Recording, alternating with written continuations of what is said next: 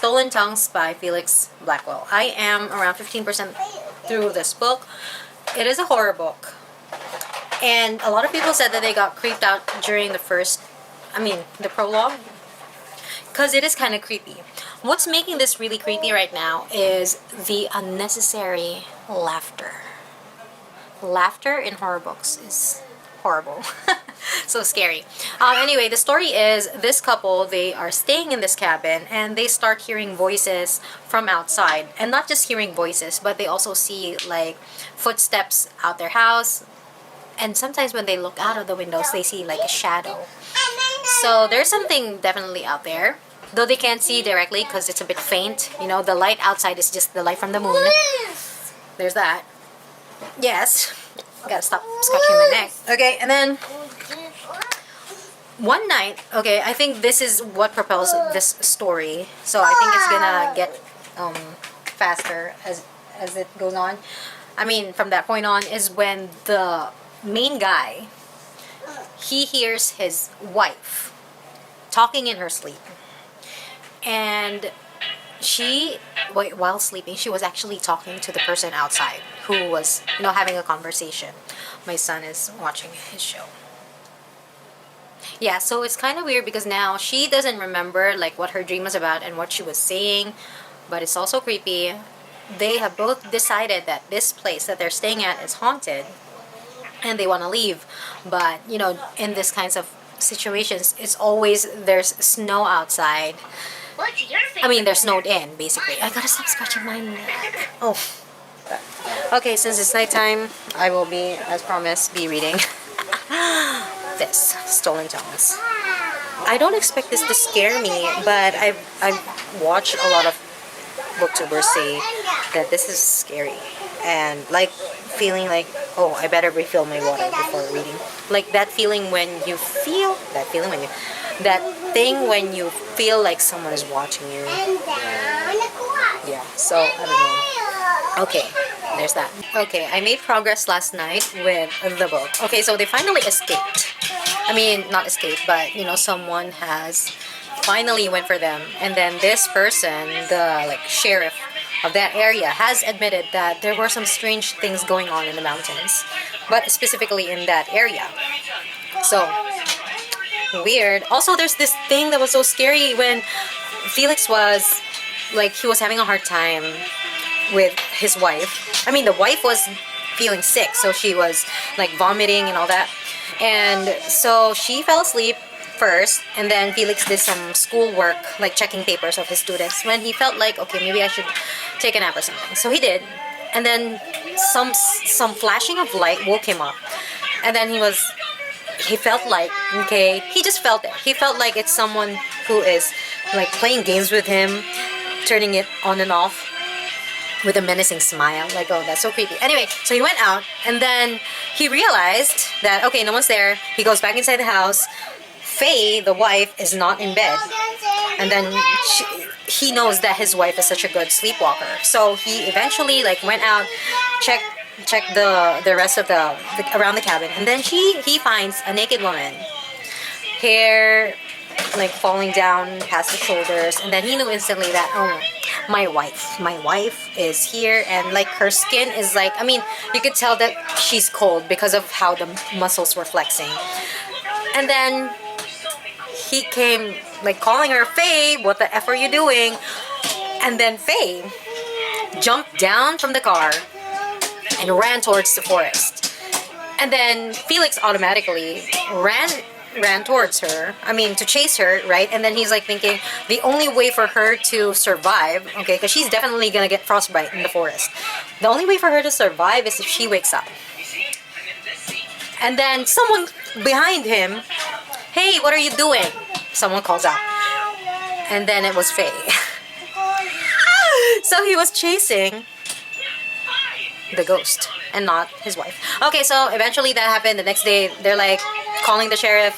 Someone get us from here. We no longer want to stay here. And then they did. And then they went to Faye's parents' house, who owned the cabin actually. And then the mother of Faye reveals that, yeah, there are some strange stories. Okay, the mother did not particularly know exactly I mean, not firsthand. Like, she did not hear the voices firsthand, but she knows that her husband, Faye's father, also did that sleep talking thing. And also, there was a terrible tragedy that happened regarding the the original owners of the house. So the original owners of the house lived somewhere else. Their daughter died, and so they moved to the cabin. And then when they moved to the cabin, I believe it was the husband who was like hearing things, and then eventually he killed himself or something.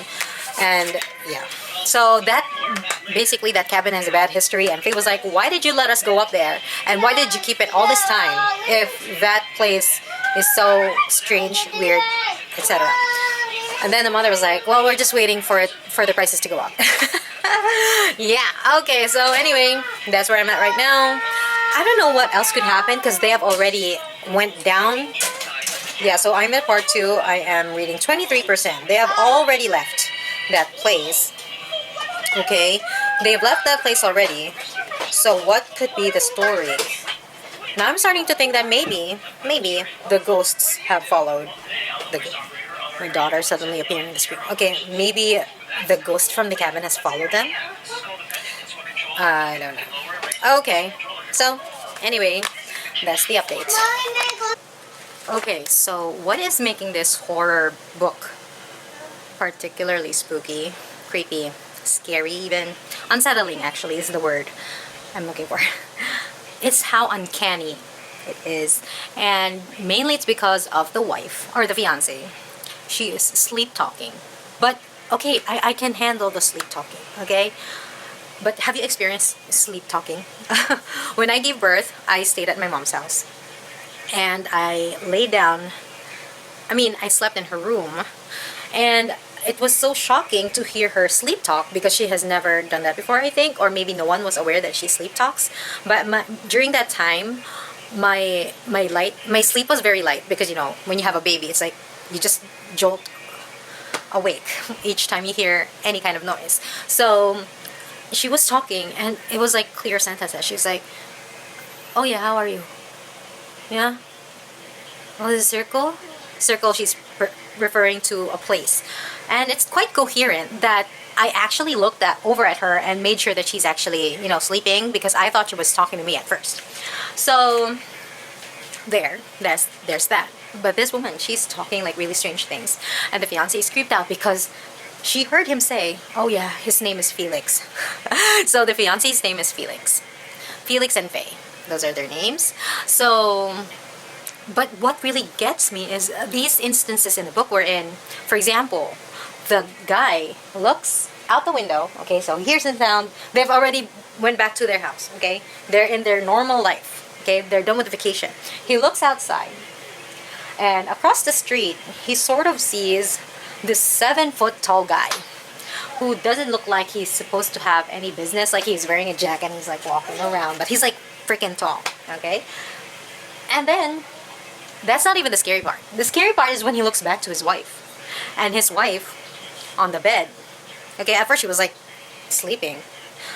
And when he looked at her, her head was like dangling on the bed, staring at him. And her face is like in a menacing grin.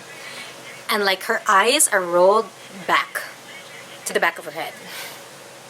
And then there was this one time too when he was hearing this noise. So he went outside to check what that is. And then there was like a big spider-like creature, like a very big one. A very, very big spider. Walking. Okay, this is the dark. This is why, like, why don't you turn on your lights? Anyway, so this spider-like creature walks and goes inside a room. And then when he goes and like opens the room, well, the door was already open, but it was like ajar, like a little bit. And then when he pushed it, he saw his wife. The wife was in this like position, and she was like looking up at him with her eyes all crazy, and her tongue was like going like that. Like, the way that it's described is so creepy, like when you're reading it at night. I'm just so glad that it's not the guy that's doing this thing. But what takes me, like, I mean, I'm almost scared, but what takes me out of it and makes me laugh is when the husband goes, "Faye, what the F are you doing?" Like, he actually says the word, and it's just so funny because it's like when he's trying to make her wake up, and sometimes she even goes like she's lying down, and then she sits bolt right, and upright.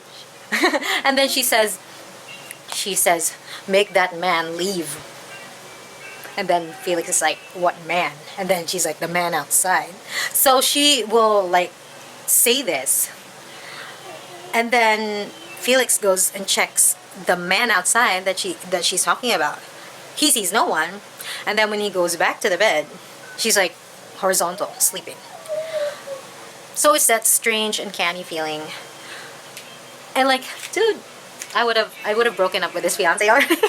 I don't know. I can't stand her sleepwalking. And there was even this one instance where she was like standing on top of the stairs.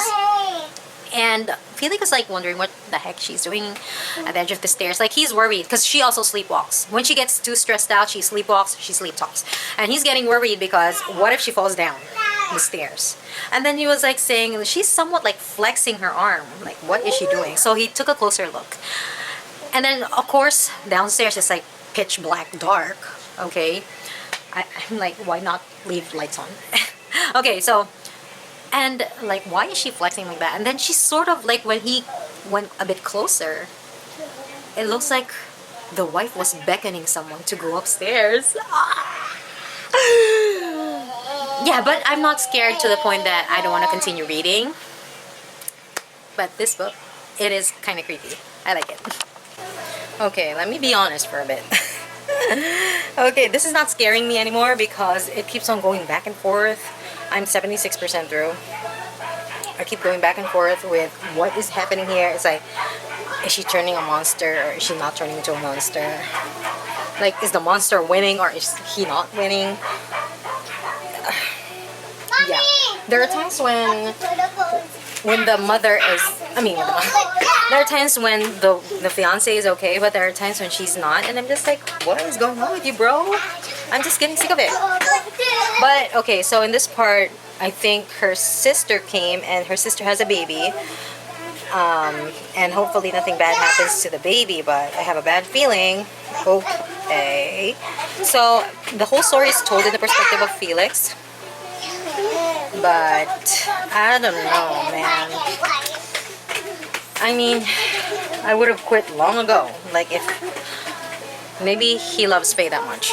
Okay, this is an unexpected romance. Mommy, what are you doing? Yeah, that's all. That's all I have to say. It's like, I'm not getting scared anymore. I'm just getting pissed that, like, just choose what's gonna happen to you already. It's going back and forth, and I feel like I'm not progressing with the story, even if the story is progressing. It took me so many seconds to say that little thing. Okay, so I finished the book, and okay, I would say it's like a 3.5 stars.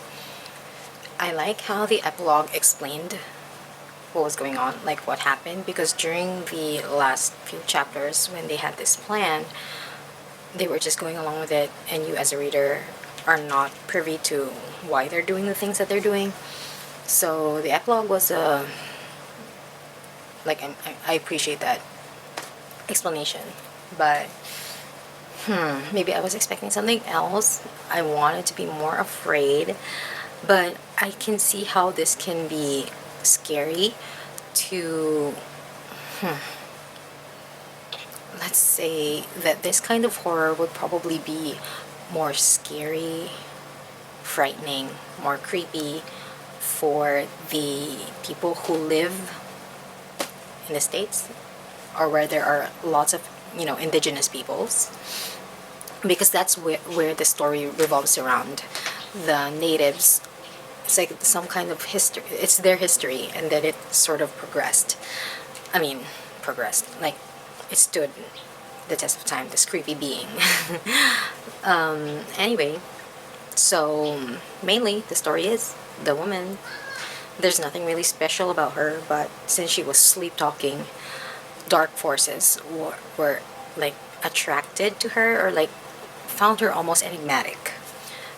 Yeah, so the reason for the title being Stolen Tongues is because this creature doesn't literally steal tongues, but more so their voices, people's voices, using the voices of your loved ones to trick you into thinking that they're still alive. Although even in your brain, you know that they're already dead. But still, you know, it's so realistic.